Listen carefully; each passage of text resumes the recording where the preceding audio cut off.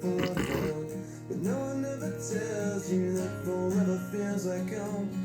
Sitting all alone inside your head. How do you feel? That is the question. But I forget you don't expect an easy answer.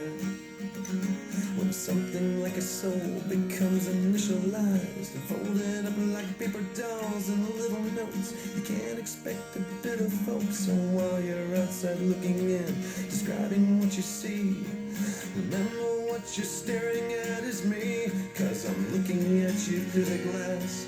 Don't know how much time has passed. All I know is that it feels like forever. No one ever tells you that forever feels like home. Sitting all alone inside your head. How much is real?